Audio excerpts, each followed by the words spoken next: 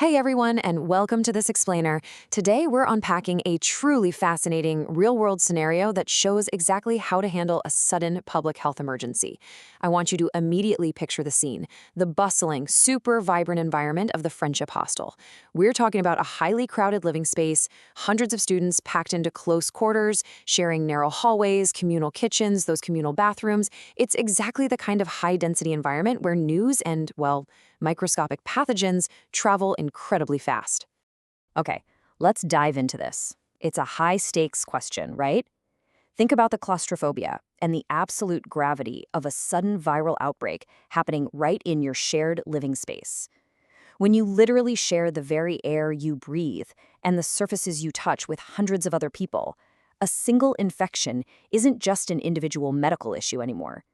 It becomes this massive, community-wide event that demands an immediate, coordinated response. One wrong move or one hidden symptom, and the whole hostel could be compromised. Section 1. Crisis at Friendship Hostel. So, to really understand how this played out, we have to look past the abstract data and focus on a specific student. Let's look at Sami. Imagine his morning. He wakes up feeling absolutely terrible. He's hit with a severe headache, intense muscle pain, and a sudden fever just sweeping over his body. But the real alarm bells go off when he looks in the mirror and sees a strange skin rash actually starting to erupt on his face and hands.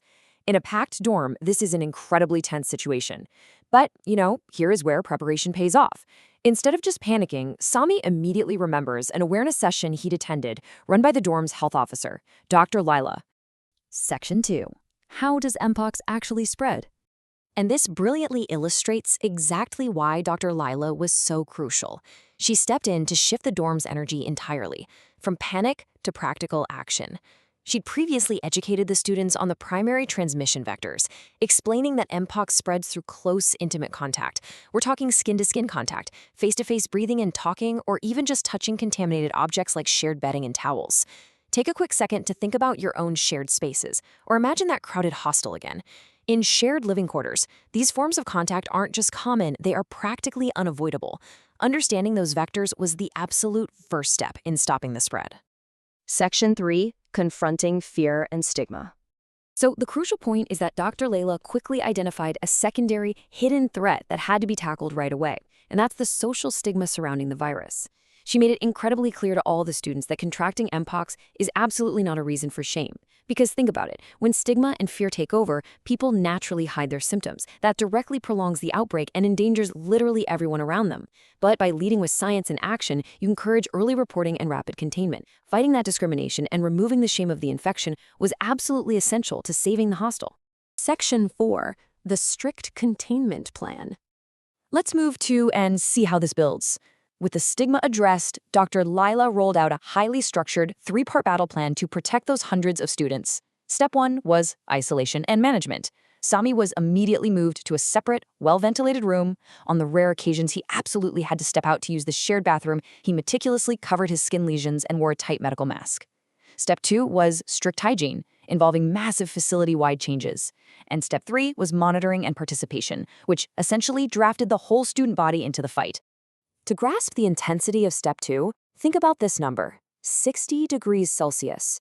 Hostel workers were instructed to take Sami's linens and clothes and wash them completely separately, using strong detergents in water exceeding 60 degrees. And they definitely didn't stop there. They aggressively disinfected highly touched surfaces in the bathrooms and shared areas using water, soap, and heavy-duty disinfectants. They left absolutely nothing to chance. And right alongside that intense cleaning protocol is this critical timeline, 21 days.